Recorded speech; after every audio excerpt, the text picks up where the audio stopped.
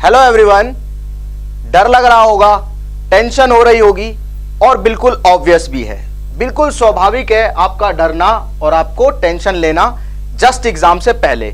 लेकिन मेरा वीडियो बनाने का मोटिव सिर्फ ये है कि आप जब एग्जाम में जा रहे हो, अगर इस लाइन में आपके साथ में डर चल रहा है तो पैरेलल में मोटिवेशन भी दौड़ना चाहिए, ताकि एग्जाम में जाते टाइम आप टेंस ना हो जाएं और उस प्रेशर को हैंडल करने के लिए आपके अंदर करेज डेवलप हो जाए। तो बात कर रहा हूं मैं जेईई मेन 2020 एग्जाम से, जिसके लिए बच्चों ने बहुत मेहनत की है और बिल्कुल फ्री माइंड हो जाए, क्योंकि अब आप ऑलरेडी सारी चीजें कर चुके हैं, पढ़ चुके हैं। अब ज्यादा टेंशन लेने की जरूरत नहीं है। अब अपन आपस में ऐसे समझो कि बात करेंगे बस, ठीक है।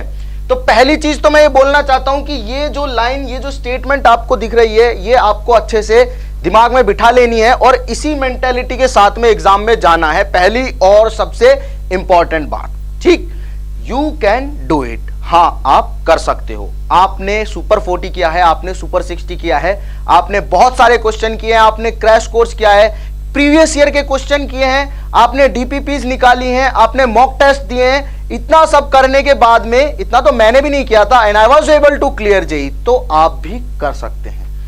मैं सही में आपको बोल रहा हूं कि आप अपने आप को अगर ये बात समझा सकते हो कि भाई मैंने सही में इतनी मेहनत करी, इतनी तैयारी करी, इतनी चीजें याद रखी है, तो मैं कर सकता हूं, बस इतना समझ गए तो समझो कि आपका आधा प्रेशर आ गया डाउन। उसके बाद नेक्स्ट चीज पे बात करते हैं।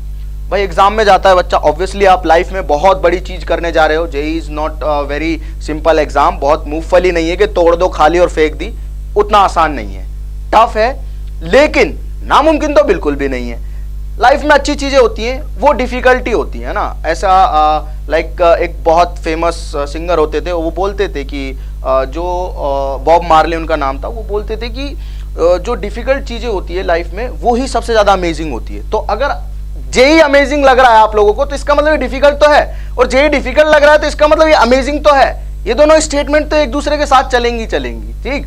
मतलब क्या है, मतलब सीधा सीधा ये है कि ये अपने आप में एक स्टेटमेंट बनाने वाला, अपने आप में एक स्टेटस बनाने वाला एग्जाम है, अगर आप क्लियर करते हैं। और मुझे पूरी उम्मीद है कि जितना मेहनत आप लोग कर रहे हैं, जिस हिसाब से आपके मॉक टेस्ट में नंबर मैंने देखे हैं, कई बच्चों के काफी अच्छे नंबर आते हैं और वो मेहनत कर रहे हैं, इसका मतलब वो सही में उस चीज पे फोकस्ड हैं, उस चीज को टाइम दे रहे हैं और वहां पे जाके मॉक टेस्ट दे रहे हैं। तो मतलब उन्होंने एक फ्लो में पढ़ाई की है ना, पूरे 2 साल तक उन्होंने अच्छे से पढ़ाई की है। और जिन्होंने 2 साल भी नहीं किए, पिछले 1 साल में भी या फिर कुछ महीनों में भी जितना भी सिलेबस कंप्लीट किया है, वो लोग भी क्लियर कर सकते हैं। हम लोग स्ट्रेटजीज पे बात कर चुके हैं, कैसे कैसे आप कितने कितने नंबर स्कोर कर सकते हैं, अल्टीमेटली फिजिक्स में कितने कर सकते हैं, केमिस्ट्री में कितने कर सकते हैं, मैथ्स में कितने कर सकते हैं। तो सारी चीजें हम डिस्कस कर चुके हैं। अब बस दिमाग से निकाल दो कुछ टाइम के लिए सारी चीजें और बेसिक बातों पे चर्चा कर लेते हैं। मतलब अब ऐसी चीजें दिमाग में ले आओ आप कि जो आपको सबसे अच्छी लगती होंगी, बस उन चीजों को। मे बी आप किसी कॉलेज में जाना चाहते हैं, वो आपके लिए अच्छी है,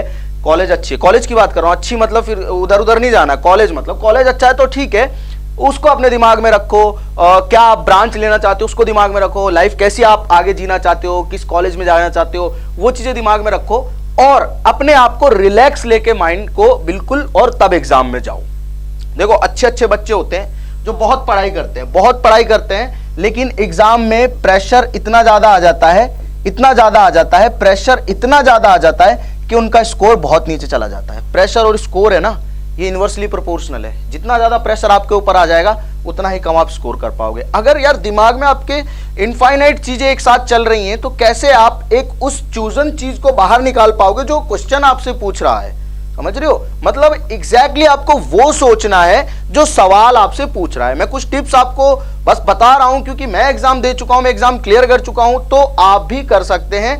कुछ चीजें जो मुझे लगता है कि मैं अपने छोटे भाइयों को, छोटे बहनों को, या फिर अपने ऐसा समझो कि अब तो आप लोग स्टूडेंट्स बन चुके हो, अपने अच्छे से बहुत टाइम से फॉलो कर रहे हो, बहुत अच्छा सफर रहा है हम लोगों का यहाँ तक, और सही में बहुत मजा आया आप लोगों के कमेंट्स देख के, आप लोगों के लाइक्स और सब्सक्राइब आपने जिस रेट से बढ़ाए हैं, वो पूरा एकदम अच्छा सफर रहा है यहाँ तक का। पूरे 2 महीने हमने जो क्रैश कोर्स कंटिन्यू किया, उस लेवल पे हमने बहुत, मतलब सही में मैंने एंजॉय किया ये सब, ठीक है। और आई होप आप लोगों ने भी पढ़ना एंजॉय किया होगा।